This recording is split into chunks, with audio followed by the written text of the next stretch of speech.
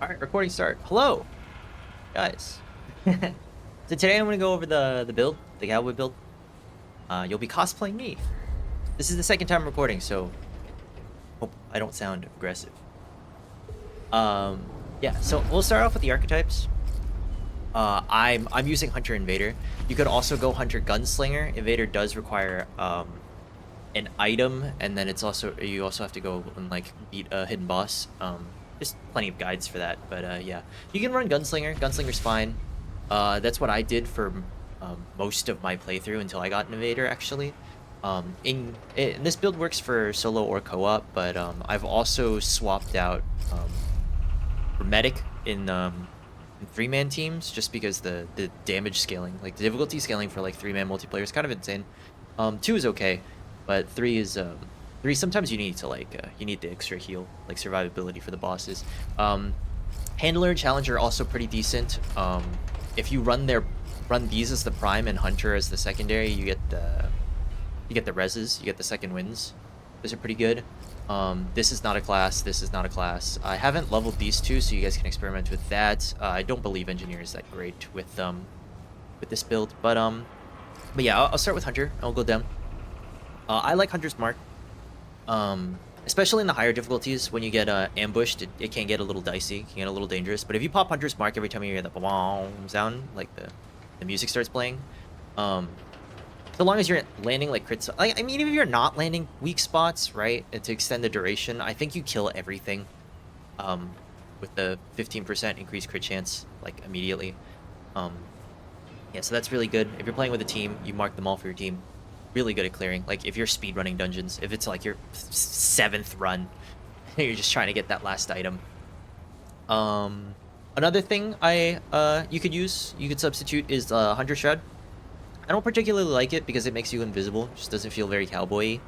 It doesn't really fit the aesthetic, but it's very decent, especially in co-op play if you need to decrease aggro from the enemies. You can tell that this build with Hunter Invader is very good at dropping enemy aggro on you from you, so you can pick up teammates, get to a better position. You run out of ammo a lot with this build because just the bosses are just incredible bullet sponges. You can use that then as well. It's pretty decent for cases that you don't really need the Hunter's Mark. Hunter's Focus, I don't particularly like it.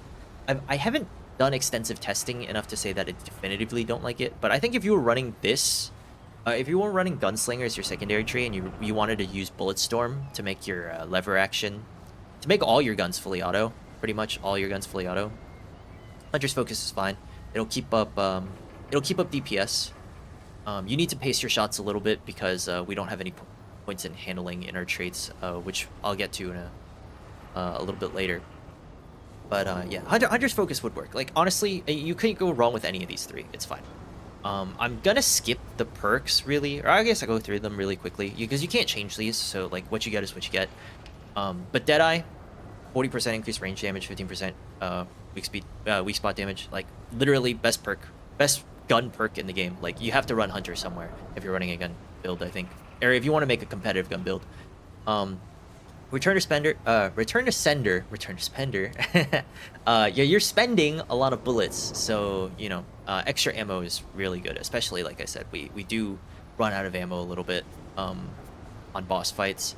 Urgency is great. Reload speed is a killer on most of the weapons we use. It's like super necessary, which is why Gunslinger is also pretty decent. If you were to run Sidewinder instead of Bulletstorm or whatever. Movement speed after a kill is great too. Stay out of reach of your enemies. Reposition well. Intuition, yeah, I don't feel this at all. I actually didn't know what it did until like when I tried recording this the first time. So yeah, using a Relic extends duration of any Hunter skill, and weak spot kills against marked enemies increase speed of next Relic use. With the Relic we're using, you're not really gonna feel it. But if you were using any other Relic and you were trying to optimize your Relic use, you can go ahead. This is whatever, it's negligible. Trait's very important. It ties into one of the rings we're going to use. I'll get into that later when we finish the archetypes, but just keep that in mind. These 10 points for the archetype often feel like a waste because, I mean, increasing the ideal range, most bosses you fight in the ideal range or in a normal weapon's ideal range anyway, unless you're like running a shotgun. It's, it's kind of negligible, but for our build, for the purposes of this, it's nice. Moving on to the Invader, I'm going to work my way back up. Untouchable. Now, this is a trait that's insane. I feel like if you have unlocked this trait, you need 10 points in. Like, it's gonna throw you off. If you're playing like on an alt character and your evade windows don't kind of like the timings don't really match up. But Remnant 2 isn't really a game that I want to do alts for anyway, unless you're playing like a hardcore character. Simply because it's just so tedious to get items. You just make the build on the same character over. Once again, I'm gonna run through these perks really quick. Yeah, Shark, they finally fixed this. That's good. 7% per stack, up to 5 stacks. It's 35, I believe. That's higher than most things. Like, if you're running Medic secondary, you get, like, 25. This is 35. If you can keep your stacks up, it's insane. Which goes into this one, Circumvent. Increased cost of evade and combat slides and perfect dodges. That's really good. Because in combat situations, you're probably rolling just to keep the stacks up. It is a little min-maxy. I like to think of it just as gravy on top. If you lose your stacks, you lose your stacks, whatever. Whatever. If you're playing the build optimally, then yeah, keep it up. Loophole's not that fantastic, simply because Invader is not your primary. If Invader was your primary, every time you get a perfect dodge, and every time you cast a skill, you leave a decoy, I think it was, something like that. So you're proccing this constantly, but really the only thing that's proccing is your Void Cloak on this build. But yeah, you can use Void Cloak as instantly. Like, it does, I believe it doesn't take you out of ADS, so if you're in a dicey situation, you can use Void Cloak, dodge, get that free dodge, and then just lifesteal that damage instead of liking it. And then lastly, Override. Using a Relic reduces threat generation by 25%. This is really nice. If you need a breather and you need to heal, it's nice. Yeah, and then when Override is active, the next evade leaves an empowered decoy. So this is like another way to proc your decoys. Because I feel like Invader really wants to fight to be the prime archetype, like your primary. So you can honestly switch these two around if you wanted to. I feel like Invader might actually edge it out, but I'm running Hunter first, simply because I want to increase the duration of Mark. Second skill on this tree is Wormhole, or did I go over this? Yeah, Void Cloak. You basically get a free dodge. In the upper difficulties, you basically get 1 free dodge. In the lower difficulties, you maybe get 2 or 3. If you're fighting ads, you still get 2 or 3 in on Apocalypse or something. But yeah, Wormhole. For bosses that are constantly on you, and this only gives you 1 free dodge, this Wormhole might edge it out. Being able to port twice is huge, carrying 2 charges. And I've hit insane damage numbers with the melee / ranged attack buff within 5 seconds. 300% extra damage is insane. I think it's a little buggy because I feel like I should be doing a little bit more. Like, well, I'll show you later with the DPS, but I do about 2,000-ish a shot on a crit weak spot, not factoring in bleed, I think. So I should be doing like well over 6k, but I only do about 5 point something. So the multiplier definitely comes before some of the bonuses you get. But still, that's insane damage. I've hit a boss for like 5k. Reboot, I haven't done any testing on Reboot. To my understanding, it doesn't throw you back to it if you drop, like if you were to activate it and then you got 1 shot, you just lose the Reboot skill. So it's like not that great. If it automatically brought you back to the reboot spot and restored all those things, it would be like the most busted skill in the game. So I guess, I don't know, you'd have to play flawlessly for this. You'd have to play around this skill, and I don't like having to play around a single skill. The skill should amplify the playstyle, not define it. But yeah, those are the 2 archetypes I mentioned earlier. You can run Gunslinger. You can run these 3. Also, I've also had success with that. But moving on to the equipment. So High Noon. You're cosplaying me, and you kind of need it. Bandit jacket. This is very important because we're running the highest armor gloves in the game, and to fit this aesthetic, if you were to run anything else, like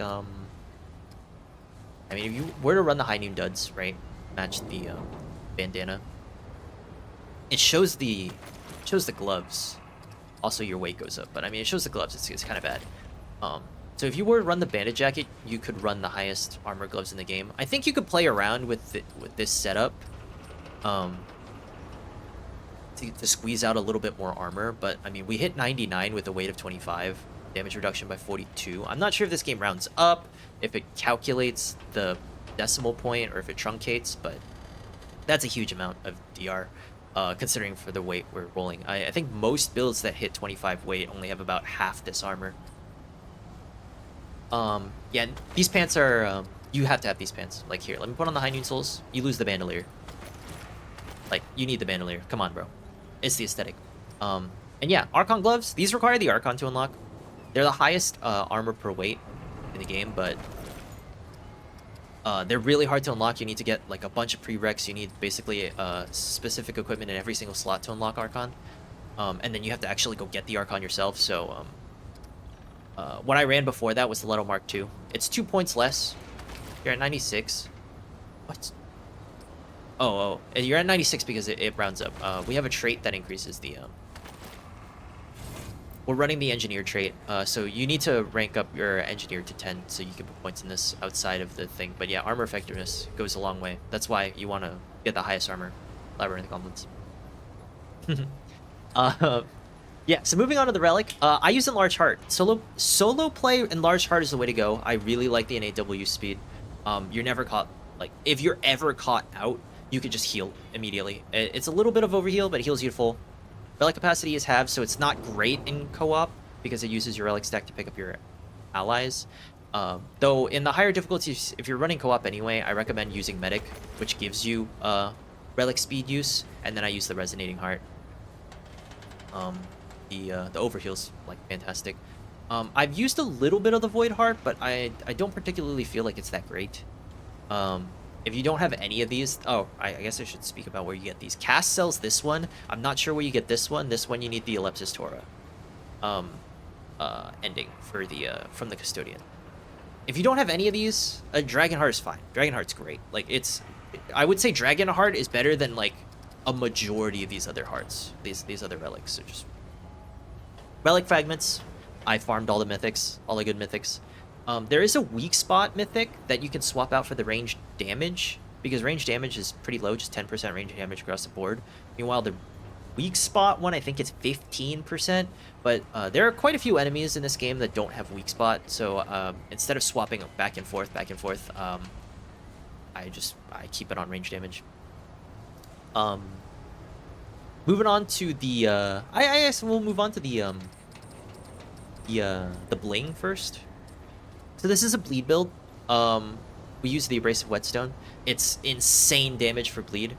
We are running Twisting Winds, by the way, so we are causing a lot of bleed. If you don't want to run, if you want to take the bleed off and you're not making a bleed build, I recommend the Full Moon Circlet. I really like the lifesteal. Range damage is a little bit low when full of health. Like 20% is not a lot. I think most of these things cap off at around 30, but the lifesteal is insane. Like, it doubles the lifesteal that you're inherently getting. Onka powers, you can't go wrong with this, especially with how quick this relic uses. You can get this up like that. Butcher's Fetish is really good. Striking enemy with a charged melee attack. If you use any of the ranged melee attacks, if you use any of the ranged melee weapons, Relax, Hunter Spear, or Hero Sword, any of those ranged ones, they do count. So it's very good to keep your damage up. And then these other ones don't, I've never used them. I just, I have the, you'll see that the ones that I favorited are the ones that are better than the majority, but I don't use the other. Probability Chord, I'm not going to explain it.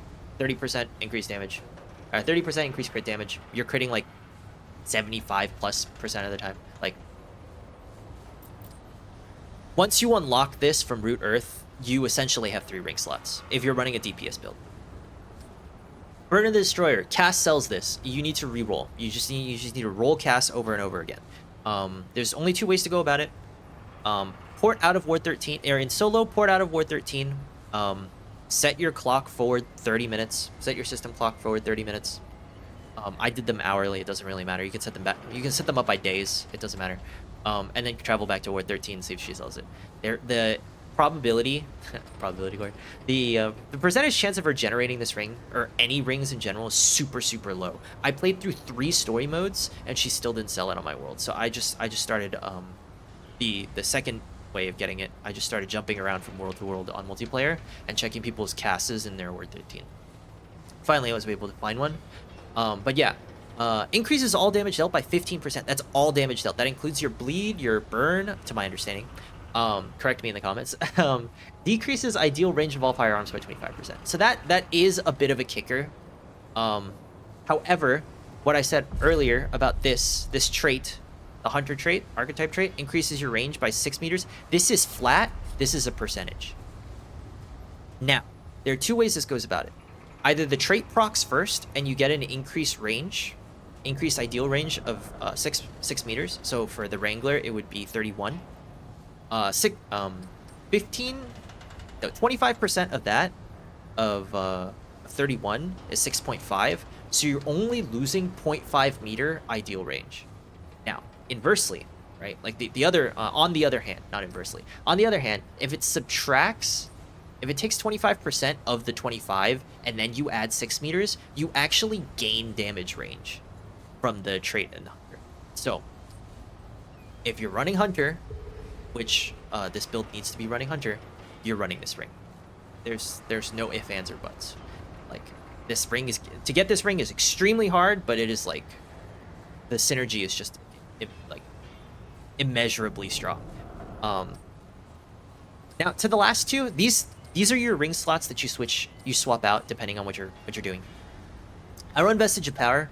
After 7 seconds of not taking damage, increased range of melee damage. If you're just clearing the world slowly in solo play, it's very easy to keep this up. It's just literally a free 10%. If you're constantly taking damage, you're probably dead anyway. But on lower levels, if you're just trying to get this stuff together, Stone of Balance is pretty good. 7% all damage. This applies to bleed. This applies to fire. You do about the same damage. I've also swapped it out. I've also tried this one. Wax Sealed Ring. Killing blows, it's kind of like Rampage if anyone plays Destiny.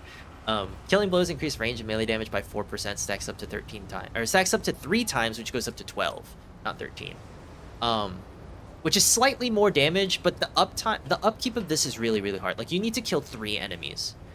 If you haven't killed any enemy, you don't have any increase. If you killed 1, it's 4. If you've killed 2, it's 8. It's still lower than this. So only at max stacks does this outperform. So I just don't run. The second ring, Braided Thorns. Similar, you kill an enemy, you get 15% increased crit chance. It's a lot easier to proc because it's like that. Like, you kill 1 enemy, you have 15% increased crit chance for 10 seconds. And it refreshes. This works for boss ads, anything. It's fantastic. Usually you have to kill the ads in most boss fights first, especially in the Apocalypse difficulty. If you're just focusing on the boss, you're asking to die. I actually do prefer the Braided Thorns over the Wax Sealed Ring. Other rings you can run that I've had success with is the Ahane Crystal. Deal 5% increase, additional damage for each status effects the target is suffering from. On bosses, this melts them like butter. You can get up to like 20% depending on your team. If you're running a team and everyone's running different elements, it's crazy. Everyone on your team should be running this in co-op play if you're all trying to do DPS. If you're trying to min-max. If you're running in solo, it's a tougher sell. 5% increased damage for each status effect is hard to proc when you're solo. However, you can add a corrosive secondary, bleeding on your primary, and then the Krell Axe applies overloaded. It is a little hard to upkeep all those statuses, but that's 15% increased damage. That's not bad. Not bad at all. Let's see. Black Pawn Stamp isn't a damage thing. Increases cooldown of skills by 10%. Or reduces cooldown of skills by 10%. If you're struggling with the boss and you need to spam the invader to keep you alive, you can swap this out. Take a dip in your damage for survivability. Burden of Gambler. This is great for bosses that don't have weak spots. Or weak spots that are really hard to hit. Keula, Venom. Burden of the Gambler is great. And then last but not least, Dani's Malice. If there is a weak spot on the boss, you want to be running that. If there is a weak spot that you can hit, like reliably, you want to run this. It's fantastic. And that's pretty much it for the rings. There is a little bit to choose from. I recommend swapping these two out. Like I said, don't swap either of these two. Once you have these two, you only have 2 ring slots. That's how I look at it. Moving on to the weapons, I'll start with the Wrangler, the primary. I like Witchfire. The Wrangler has really bad crowd control, so Witchfire patches that up. You can also burn an enemy, so you have corrosive, bleed, burn, electrocute, and get 20% from INA. It's fantastic. And yeah, you can hold up to 2 stacks. So if you're playing Apocalypse and you're ambushed and both of your skills are down, just pop 2 of these and run. It's so easy. It's so easy. It's so simple. Twisting Wounds for the bleed, obviously. It's a bleed build. You can swap it out with like Momentum or something if you are running Full Moon Circlet. Full Moon Circlet is a little bit harder to get. Though, honestly, both of these are pretty hard to get.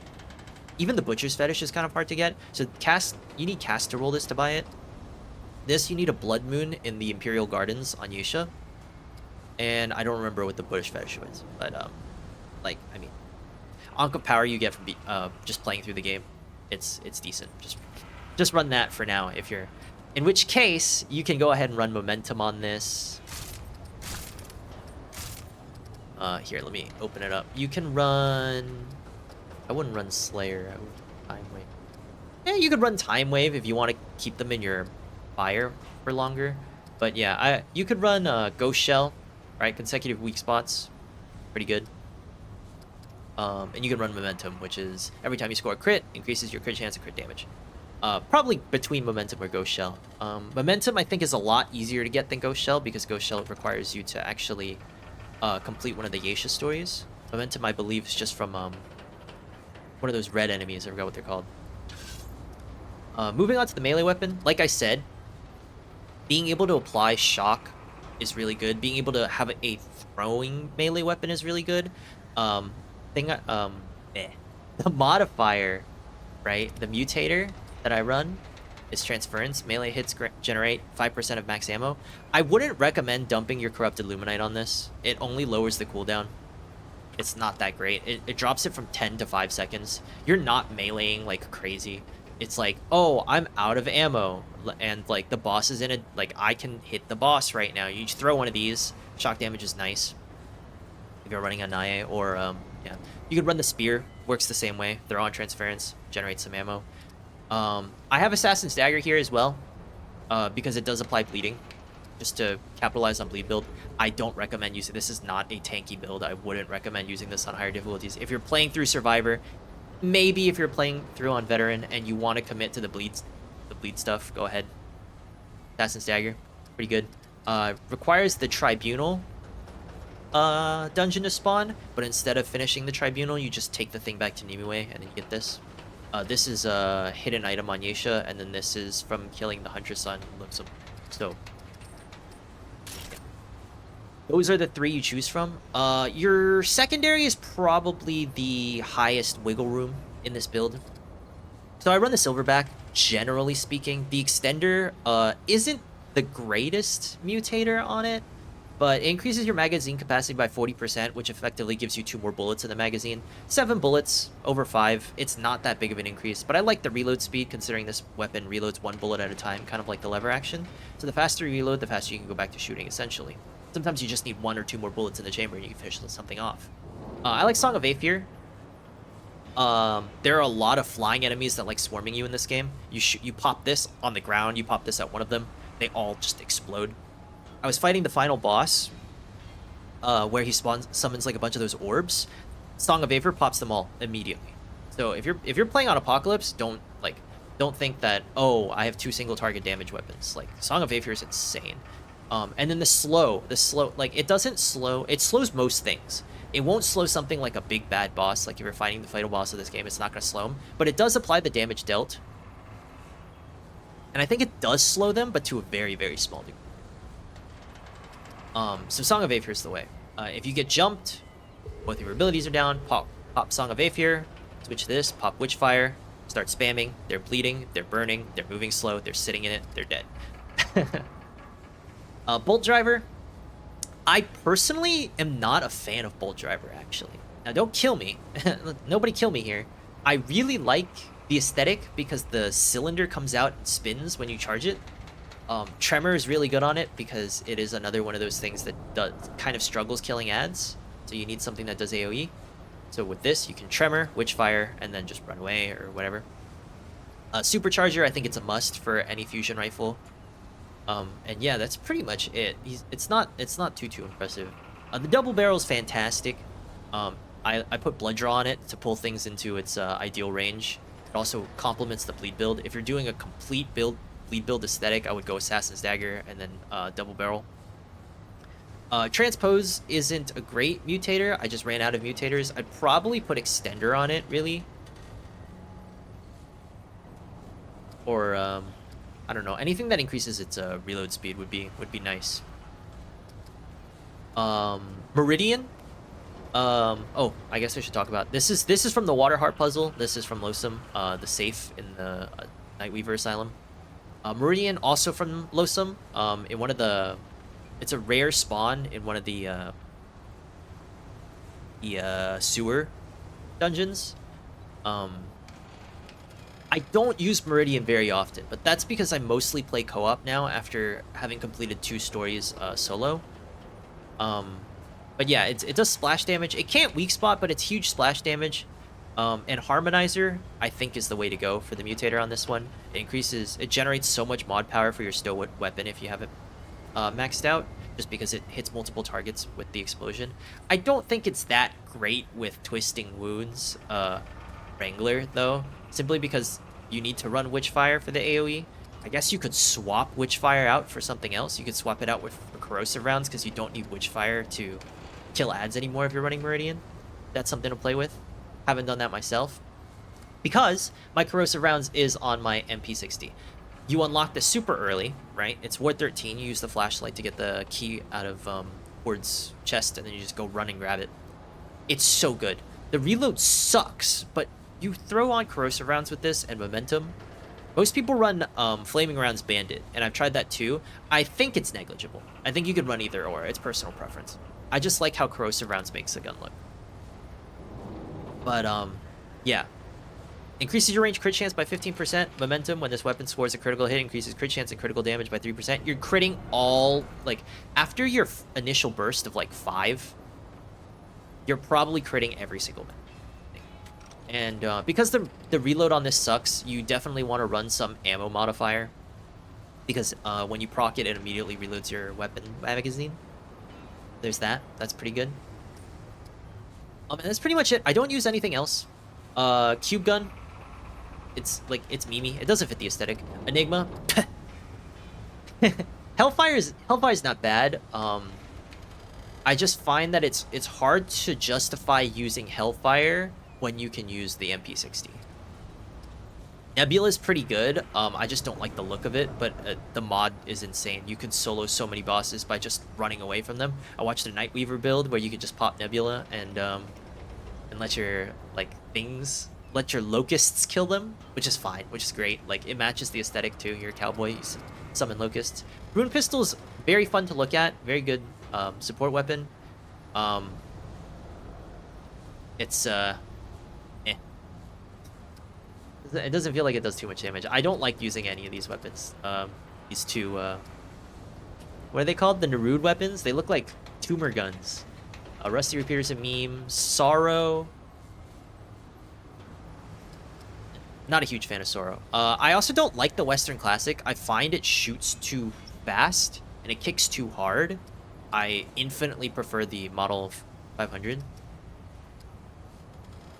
Tech 22. Actually has a niche.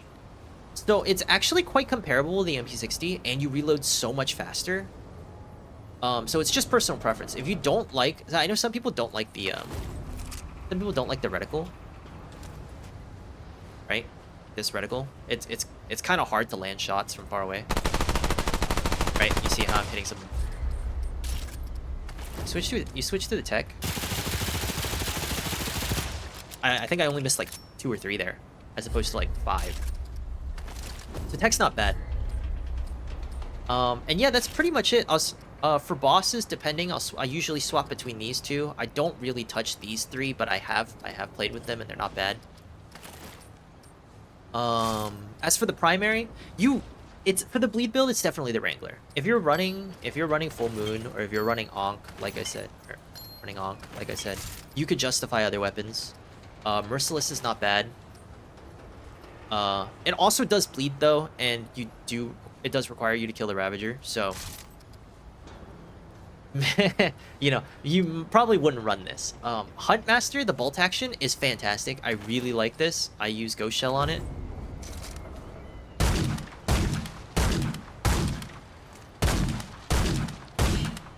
Okay, well, my terrible aim aside.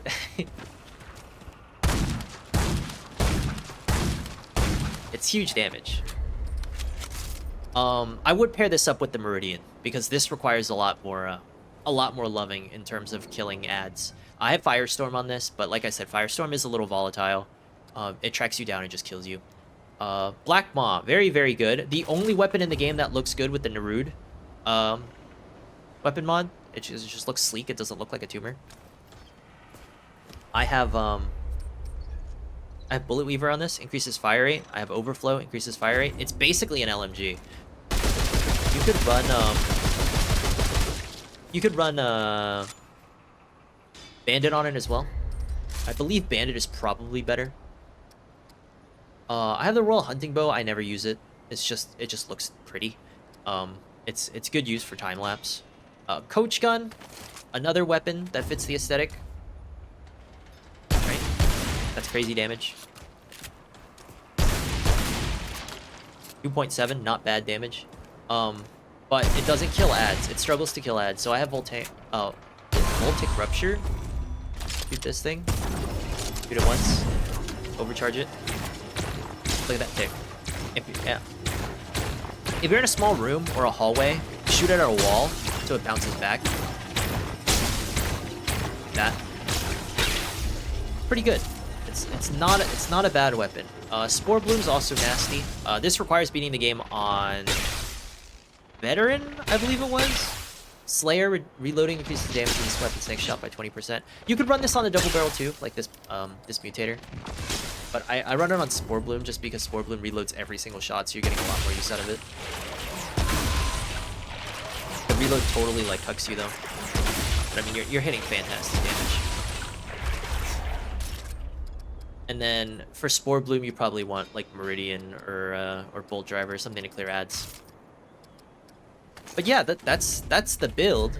Go ahead and switch this back to. I guess it doesn't really matter, because you can't bleed these target dummies. I use Butcher's Fetish because it has similar stats. Go ahead and give you guys the rundown of how it looks. Reloading. I actually don't know if Hunter's Mark marks these guys, but yeah. Hold on, let me generate the.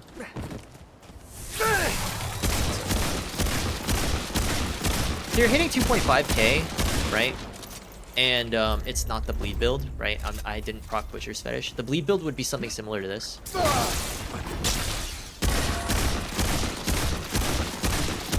It's well over 3k.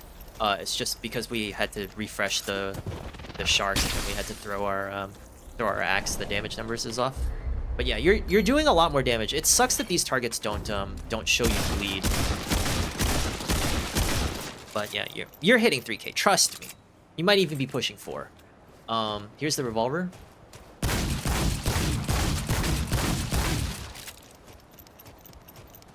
They're not bleeding.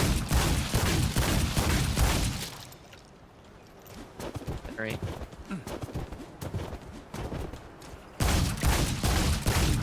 You're hitting infinitely, not infinitely more, but you're hitting a lot more. Like almost 2.5 as well. And you guys know the rotations for this. I don't think I need to show you. But I will. Quite like fighting bosses with this SMG. Because momentum and the mod makes it so even if you can't hit the weak spot, something like the Night Fever, you're struggling to hit the weak spot. Still doing tons of damage.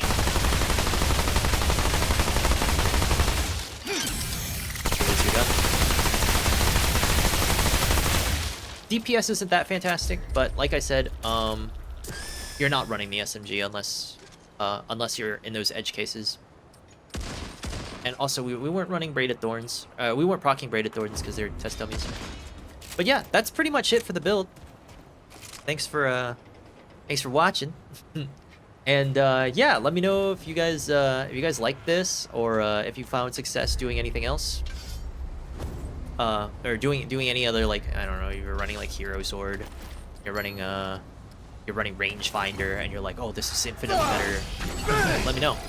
Drop a comment. But yeah, thanks for watching. Come catch me on stream. I stream irregularly on Twitch. It will be in the description below. Bye bye.